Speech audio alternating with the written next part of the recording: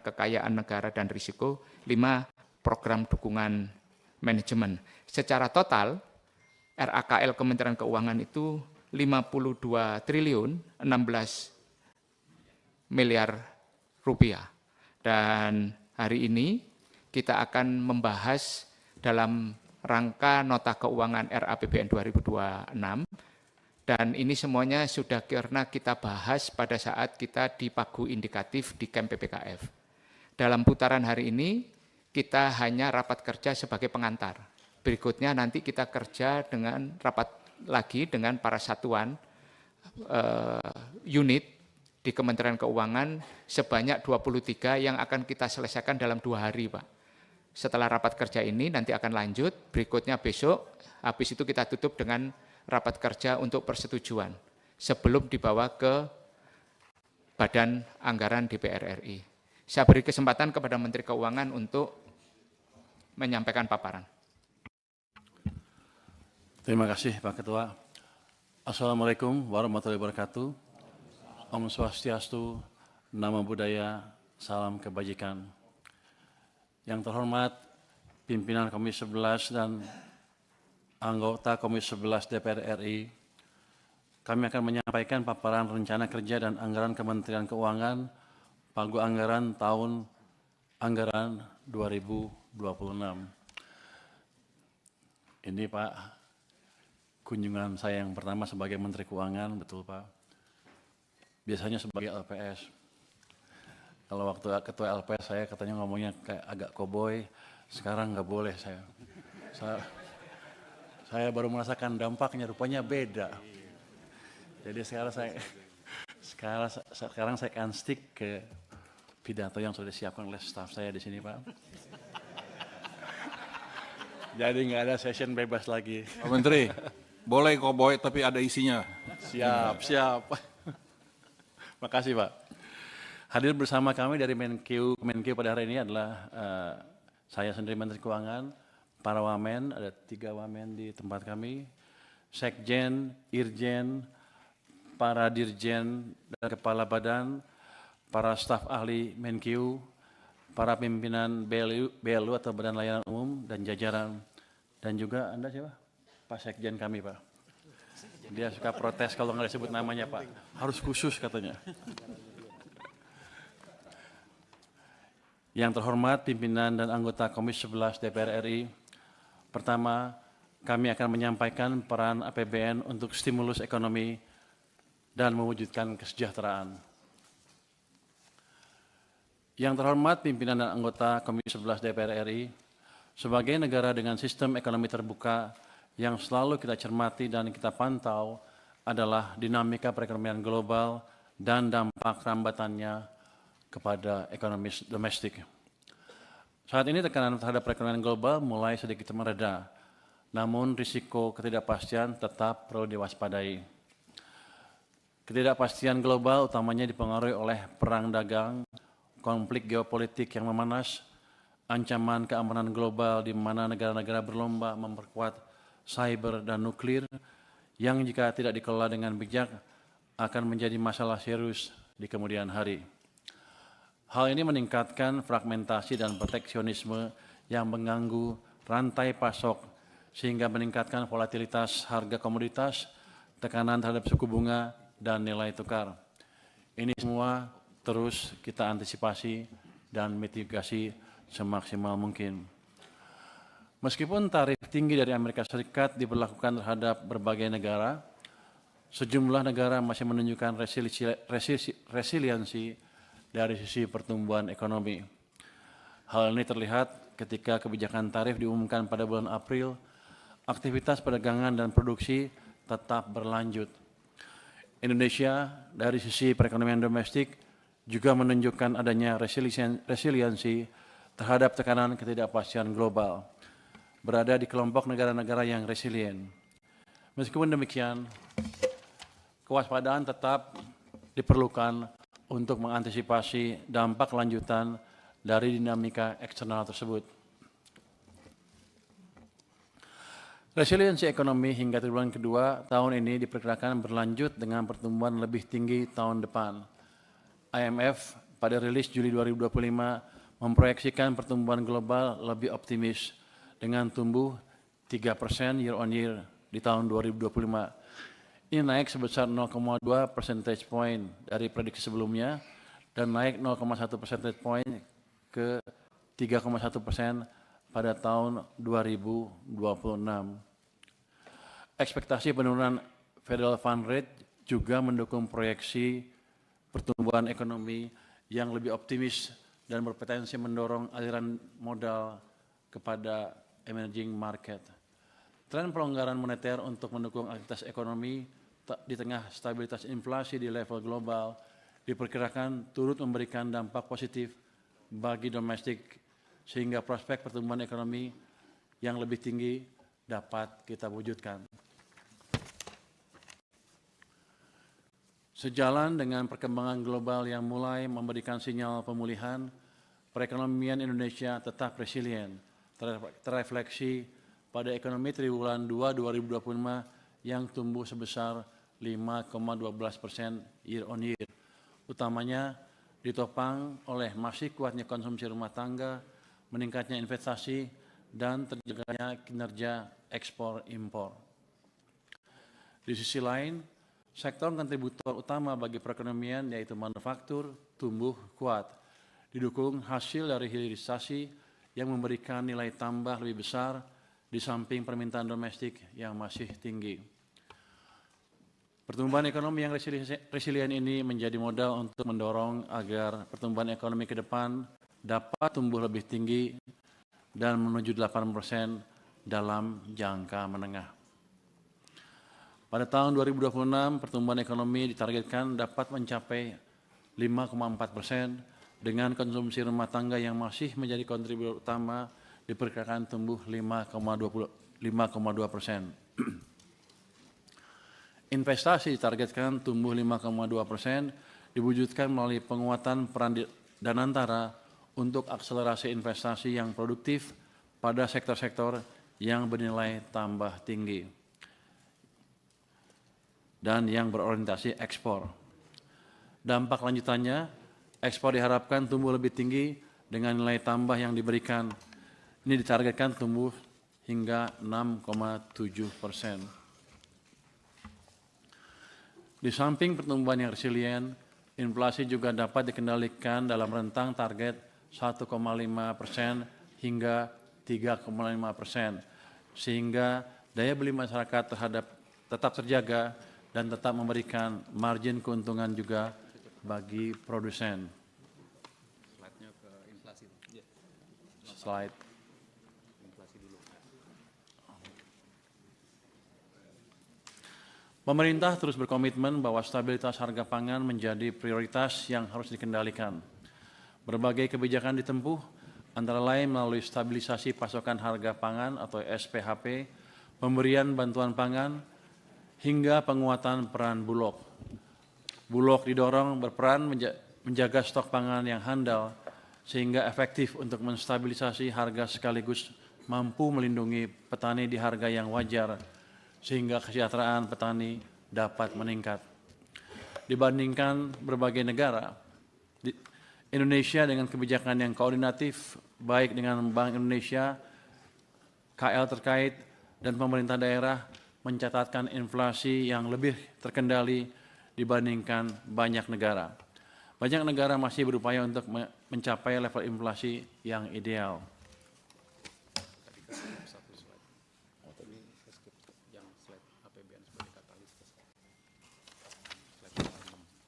Jadi saya balik lagi nih.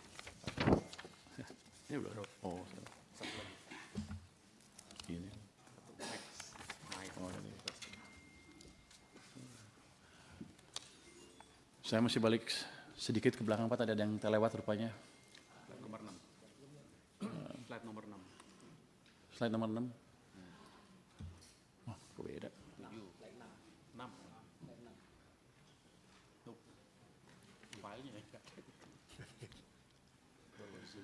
Maaf Pak Ketua. Ini rupanya kalau menteri baru tiba-tiba ada kesalahan juga di sini di slide sini.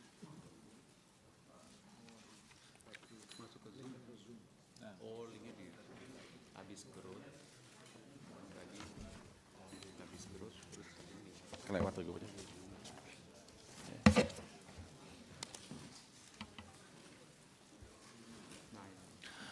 Saya lanjutkan.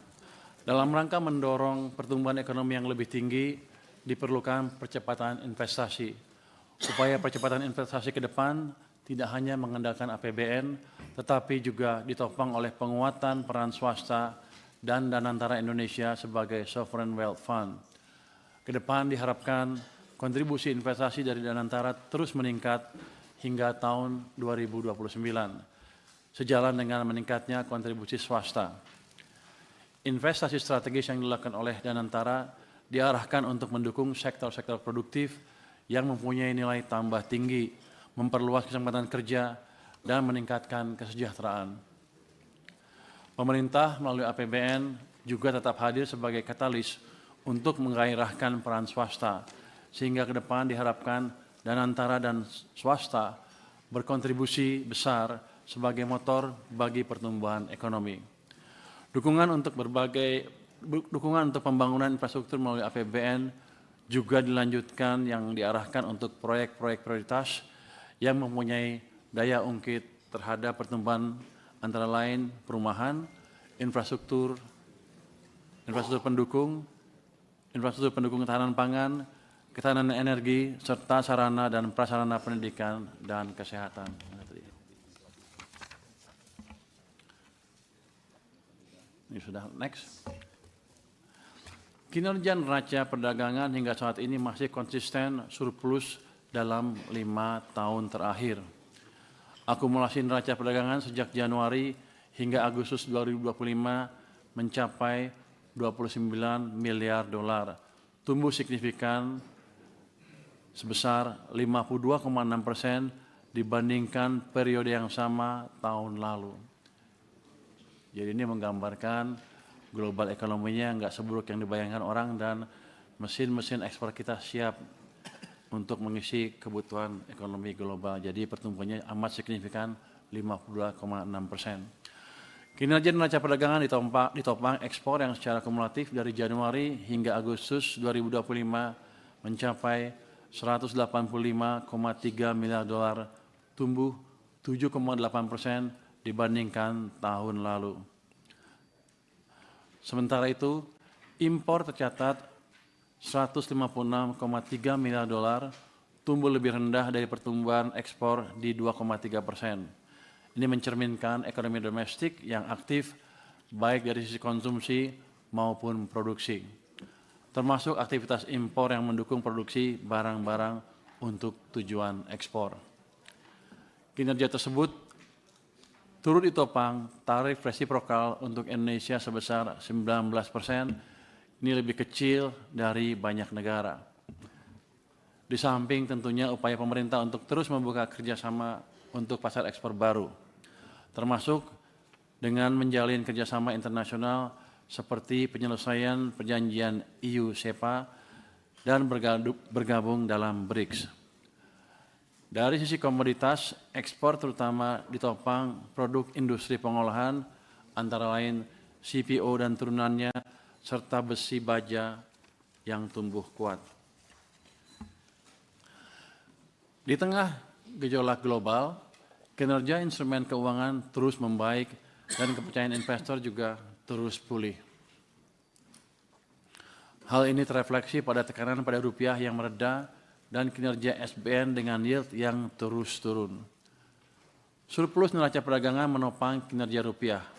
Di samping neraca perdagangan yang konsisten surplus, konversi falas ke rupiah oleh ekspor dalam rangka pemenuhan kebijakan pemerintah mengenai devisa hasil ekspor atau DHESDA turut mendukung meredanya tekanan pada nilai tukar rupiah. Aliran masuk modal asing ke pasar SBN yang mencapai 77,02 triliun rupiah per 4 September 2025 menjadi faktor positif tambahan bagi rupiah. Perkembangan ini sekaligus menjadi cerminan kepercayaan investor terhadap fundamental ekonomi Indonesia yang masih kuat di tengah dinamika ekonomi global dengan tata kelola fiskal yang prudent. Dari sisi pricing, yield SBN tenor 10 tahun berdenominasi rupiah menguat dengan turun ke level 6,37%, sehingga spread dengan US Treasury menyempit ke 221 basis point. Ini turut menurunkan cost of fund untuk domestik. Perkembangan spread SBN rupiah sekaligus mencerminkan currency risk yang semakin pulih. Membaiknya perspektif investor terhadap currency risk juga diikuti appetite terhadap country risk yang terjaga. Dengan perkembangan ini dapat disimpulkan bahwa fundamental pasar keuangan Indonesia tetap terjaga, risiko menurun, dan daya tarik SBN sebagai instrumen investasi semakin kuat.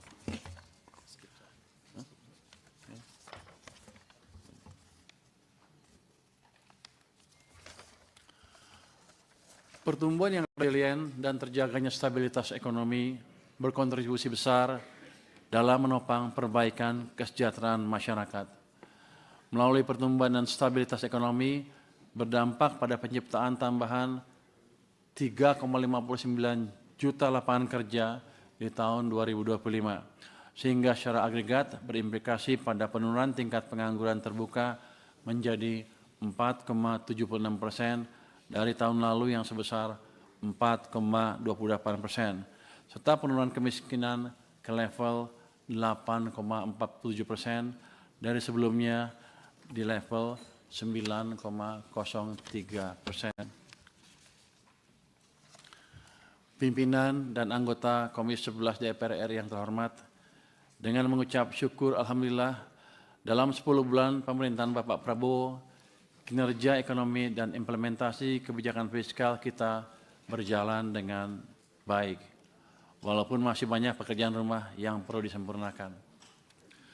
Dalam 10 bulan terakhir, di tengah ketidakpastian global, perekonomian Indonesia tetap dapat dijaga stabil. Kesejahteraan rakyat meningkat dan berbagai program unggulan sudah menunjukkan manfaat yang nyata bagi masyarakat dan perekonomian.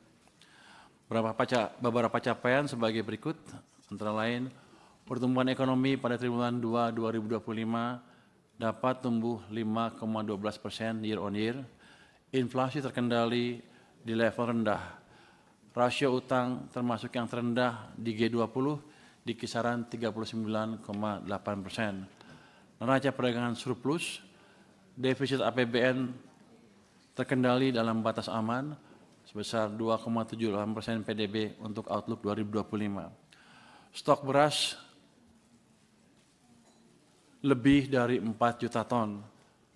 Program-program unggulan antara lain MBG, Sekolah Rakyat, revitalisasi sekolah, cek kesehatan gratis sudah memberi manfaat yang nyata bagi masyarakat. Dengan mencermati dinamika perekonomian dan tantangan yang dihadapi, maka strategi ekonomi dan fiskal 2026 diarahkan untuk mendukung kedaulatan pangan, energi, dan ekonomi dalam rangka menuju Indonesia yang tangguh, mandiri, dan sejahtera.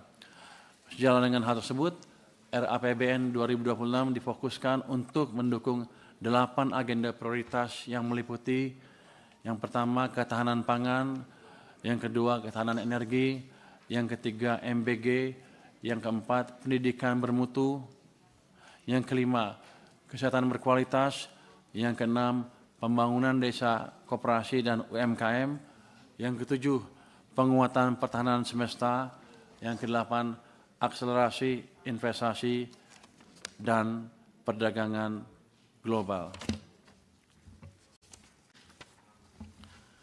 Sejalan dengan hal tersebut, agar APBN mampu merespon dinamika perekonomian dan menjawab tantangan serta mendukung agenda pembangunan, maka APBN akan terus dijaga agar tetap sehat dan berkelanjutan. Untuk itu, sejumlah strategi akan ditempuh. Yang pertama, kita akan meningkatkan belanja yang berkualitas dengan mendorong agar belanja berfokus pada 8 agenda prioritas tadi, efisien produktif dan sinergi sehingga dapat memberi manfaat yang nyata bagi masyarakat dan perekonomian. Kemudian kita akan optimalisasi pendapatan negara dengan tetap menjaga iklim investasi dengan mendorong efektivitas reformasi perpajakan untuk meningkatkan kepatuhan, mendorong agar sistem perpajakan kompatibel dengan struktur perekonomian dan sistem perpajakan global, sehingga mendorong optimalisasi pengelolaan sumber daya alam, aset negara, dan inovasi layanan. Strategi berikutnya adalah mendorong pembiayaan yang inovatif dan berkelanjutan. Hal ini ditempuh dengan mengendalikan utang dalam batas aman, mensinergikan peran Danantara untuk akselerasi investasi produktif, dan memanfaatkan sisa anggaran lebih atau SAL untuk mengantisipasi ketidakpastian, serta memperkuat koordinasi dan kolaborasi kebijakan fiskal, moneter, dan sektor keuangan dalam mendukung stabilitas ekonomi dan penciptaan lapangan kerja. Melalui pengelolaan APBN yang sehat tersebut, maka 3 fungsi utama APBN yaitu alokasi, stabilisasi, dan distribusi dapat berfungsi efektif untuk mendukung berbagai program pemerintah, meredam dari berbagai goncangan, dan meningkatkan kesejahteraan demi mencapai cita-cita bangsa.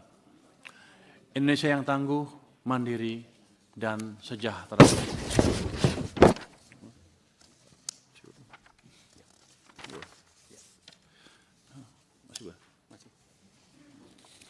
Kementerian Keuangan berperan strategis dalam pengelolaan APBN agar tetap sehat dan berkelanjutan. Sebagaimana diamanahkan melalui Undang-Undang Nomor 17 Tahun 2003 tentang Keuangan Negara, Kementerian Keuangan menjalankan tugas pokok yang mencakup 1. Perumusan kebijakan fiskal, 2. Pengelolaan utang negara, 3. Pengelolaan aset negara, 4. Pengelolaan kas negara, 5. Pengawasan dan pengendalian, serta 6. Akuntansi dan pelaporan keuangan. Selain itu, Kementerian Keuangan juga menjalankan fungsi khusus yaitu sebagai Bendahara Umum Negara, Chief Financial Officer Negara, dan Koordinator Hubungan Fiskal antara pusat dengan daerah. Seluruh pelaksanaan tugas tersebut tetap mengacu pada prinsip transparansi, akuntabilitas, value for money, dan prediktabilitas. Prinsip-prinsip ini menjadi landasan agar keuangan negara tetap kredibel dan dipercaya, sekaligus menjadi instrumen yang berkelanjutan dalam menjaga hubungan antara negara dengan rakyatnya. Dengan pelaksanaan tugas dan fungsi strategis tersebut secara optimal, Kementerian Keuangan optimis dapat berkontribusi